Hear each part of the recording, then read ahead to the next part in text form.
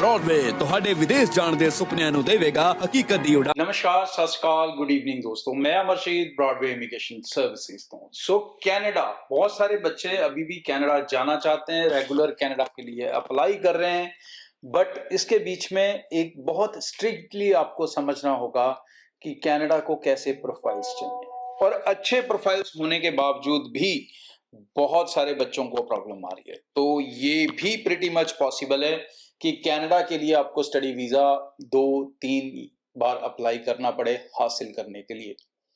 Canada के अंदर strictness अभी कम नहीं है, और कोटा को लेके डेफिनेटली वेरिएशन है, और वीक प्रोफाइल्स के ऊपर और भी ज्यादा स्ट्रिक्टनेस है। तो कनाडा के अंदर इस समय जिस प्रोफाइल्स को अप्लाई करना चाहिए वो कैसे हो सकते हैं। अगर आप 10+2 स्टूडेंट हैं तो कोशिश करें कि गैप 2 साल से ज्यादा ना हो। आर्ट्स वाले स्टूडेंट हैं तो आर्ट्स में कोई ऐसा सब्जेक्ट होना चाहिए जिससे रिलेटेड आप बैचलर डिग्री प्रोग्राम में अप्लाई करो। फॉर एग्जांपल, किसी के पास साइकोलॉजी होता है, किसी के पास सोशियोलॉजी है, किसी के पास इकोनॉमिक्स है, इस तरह से अलग अलग सब्जेक्ट आपके पास होते हैं। तो उसमें से कोई एक सब्जेक्ट कम से कम अपनी ग्रेजुएशन के साथ डायरेक्टली लिंक्ड होना चाहिए।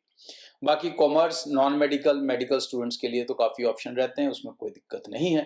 लेकिन इसमें भी सबसे जरूरी चीज ये है कि आपके सब्जेक्ट स्कोर 60 ईच होने चाहिए, ना कि सिर्फ ओवरऑल 60 के बेस पे आप अप्लाई करो। अगर ओवरऑल 60 के बेस पे अप्लाई कर रहे हो तो भाई आप नुकसान झेल सकते हो। और उसके अलावा सबसे इंपॉर्टेंट चीज फाइनेंशियल वाला पार्ट, वो मैं एंड में बताता हूँ। और ग्रेजुएशन वाले जो बच्चे हैं, अब उनका जो गैप है वो 5 साल 7 साल चल सकता है, नॉट अ प्रॉब्लम। लेकिन उसमें बीए वालों को काफी दिक्कत आएगी रेलेवेंसी ऑफ कोर्स ढूंढने के अंदर। तो भाई रेलेवेंसी ऑफ कोर्स तो आपको फोकस करना पड़ेगा, अगर मिलता है तो ही अप्लाई करें। बाकी जो बच्चे हैं ट्रेड्स के, उनको बहुत सारे कोर्सेज मिल जाते हैं, चाहे आप बीएससी नॉन मेडिकल हैं, मेडिकल हैं, बीकॉम हैं, बीबीए हैं, इंजीनियरिंग हैं, इन सब से रिलेटेड आप मास्टर्स में ले सकते हो। मास्टर्स जाने वाले बच्चों के लिए एक और भी रिलैक्सेशन है कि वो अब स्पाउस के साथ अप्लाई कर सकते हैं, परिवार के साथ जा सकते हैं। और दूसरा बड़ा बेनिफिट उनको ये है कि वो अब किसी कोटा सिस्टम के अंदर नहीं आते।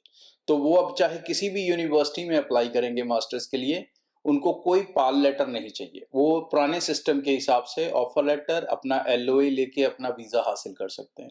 लेकिन जो +2 वाले स्टूडेंट्स हैं उन सबको पाल लेटर चाहिए होगा। दूसरी इंपॉर्टेंट जी फाइनेंशियल पार्ट। फाइनेंशियल के अंदर फीस, जीआईसी और दूसरी साल की जो फीस है उसके इक्विवेलेंट फंड आपके अकाउंट में होने चाहिए। परिवार की इनकम 12 से 15 लाख कम से कम मेंटेन करके चलें। अगर ये चीजें करके आप अप्लाई कर रहे हैं, उसके बाद भी अगर रिफ्यूजल आ रहा है तो घबराने की जरूरत नहीं है, आपको सेकंड टाइम या थर्ड टाइम अप्लाई करना पड़ सकता है। सो अपने कंसल्टेंट के साथ राइट एडवाइस में, राइट डायरेक्शन में मूव करें। राइट कोर्स सिलेक्शन जरूर रखें ताकि आपको रिफ्यूजल के बाद कोर्स बदलने की जरूरत ना पड़े। आप वीजा ऑफिसर को उसी कोर्स को लेकर स्ट्रेस कर सकें कि भाई यही मेरा रेलेवेंट कोर्स है और यही मैं करना चाहता हूँ, यही मैं पढ़ना चाहता हूँ, और इससे मैं ये हासिल कर सकता हूँ। तो ये चीजों के ऊपर आपको वर्कआउट करना पड़ेगा, तो ही आप कनाडा की जर्नी आगे बना पाएंगे। इस चैनल के जरिए आगे भी कोशिश रहेगी स्टडी वीजा को लेके हर लेटेस्ट इंपॉर्टेंट अपडेट आपसे शेयर करते रहे। आज के लिए इतना, थैंक यू। ब्रॉडवे ਤੁਹਾਡੇ ਵਿਦੇਸ਼ ਜਾਣ ਦੇ ਸੁਪਨਿਆਂ ਨੂੰ ਦੇਵੇਗਾ ਹਕੀਕਤ ਦੀ ਉਡਾਨ।